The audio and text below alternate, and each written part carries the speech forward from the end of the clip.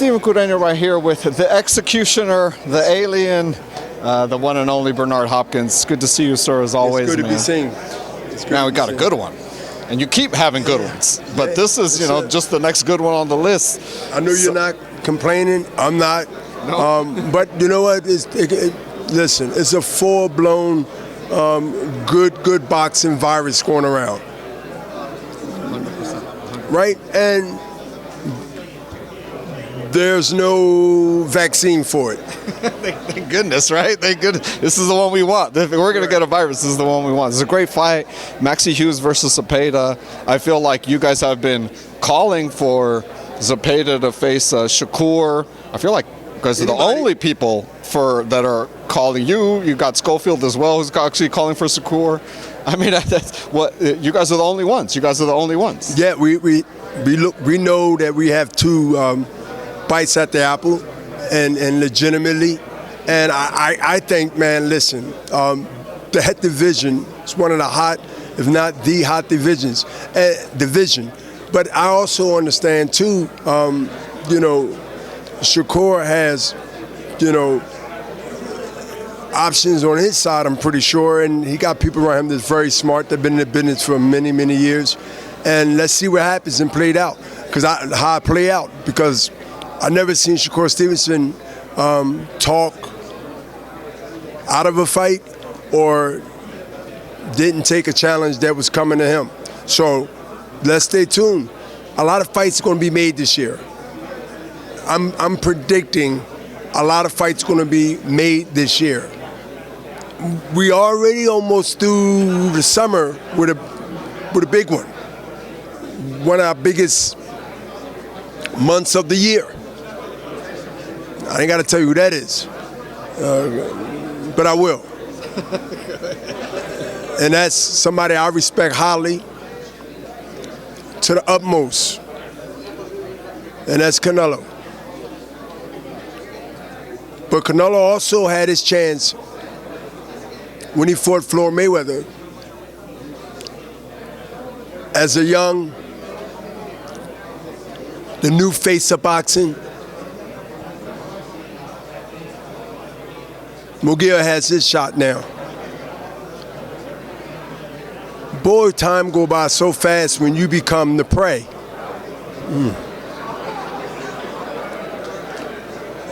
And to some speculation, maybe no more the hunter. The fun part is we get to watch it. The historic part about it, it goes in the books. However it goes. That's excitement to be able to have a conversation about what's next down the line in a few months. People get to plan a vacation or not.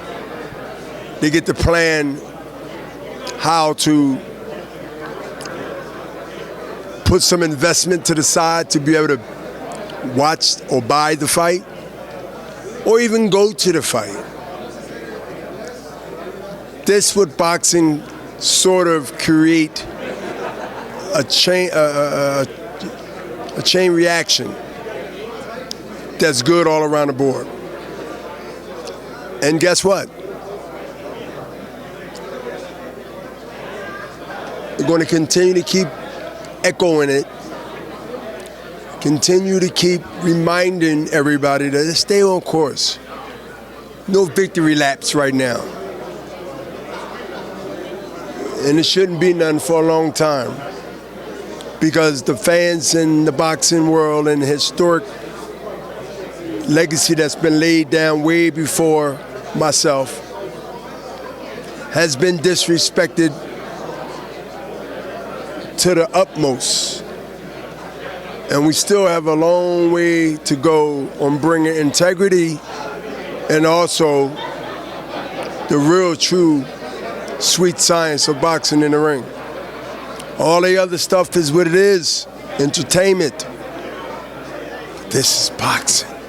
Got a great one, man. We got a great one with the one you just said, Canelo and Munguia. I don't know if this ever happened to you, but Canelo fought Ryder. Ryder gave him all he could handle, right? He was in a fight.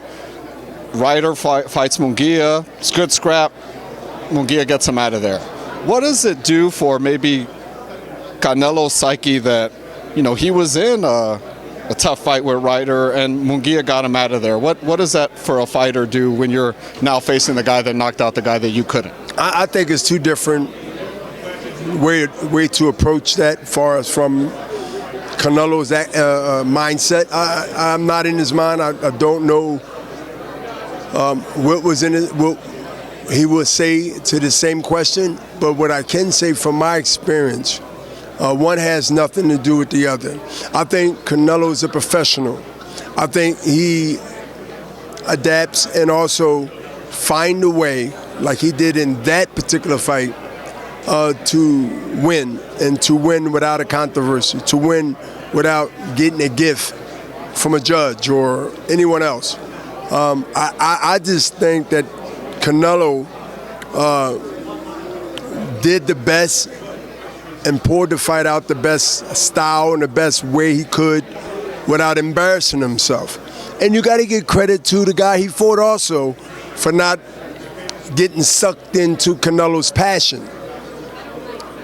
And everyone that done that either been knocked out or brutally beaten. Munguia has an opportunity to prove that he won't be one of those victims. Man, it's going to be great. It's going to be great to watch the build-up. All of that is going to be great. Mexican fighting Mexican. On Cinco de Mayo weekend. Listen, what else do you want? History. You never have boxing on boxing and Mexican fighting Mexican clash often. I mean, look at the history. Maybe correct me if I'm wrong. Maybe the fans will say Bernard Nard. It was just one last year, 2 or 3 years ago. I'm talking about on this particular level and particular historic month of every year in boxing when a big match for decades and decades of years. There have been special moments on Cinco de Mayo, special moments of history pertaining to boxing. Definitely, man. I'm excited. Like you said, right before that, a couple of weeks before that, Ryan versus Devin Haney. Ryan is in camp now. He's still kind of online a little bit, but I know you said you were going to go to camp. Oscar was going to go to camp, kind of make sure things are running smoothly, kind of give your knowledge to Ryan. It's just funny you mentioned that because Oscar mentioned it also, my partner, to carve out some dates to spend a day or two in camp with Ryan. I'm still up for it. I left my calendar open. I believe we'd be hit it before the month is out, obviously, or the first week of April. But I'm looking forward to going there, and of course, Ryan's going to be glad that we still believe in him, and he still believes in us, and that's the key. Now go take care of the business. See, one thing I understand, as long as I've been in the game, in or out the ring, people have short memories, but history don't. People have short memories, but history doesn't. It never goes away. This what all the fighters should hear and know and understand what that means. Because this generation is different in a lot of ways. And I believe, my personal opinion, that is different in a positive way. They in the know about most things that most older guys or older people don't have a damn clue themselves. So I look for it to be one of those years that's going to spill into the next year and the next year and the next year. Boxing is well alive. And it takes more than one promoter, more than one promotion, and it takes more than one super fight every year, or one or two super fights a year. I think we can do better than that. I think to have many as you can. When a super fight becomes to the point where it become automatic to the point where it's not longer a super fight, but it could easily been one because there's so many coming back to back. It become the norm. How can you lose? How can you be upset when it become a norm? That's what we need, and it's happening. The bookie's gonna love it.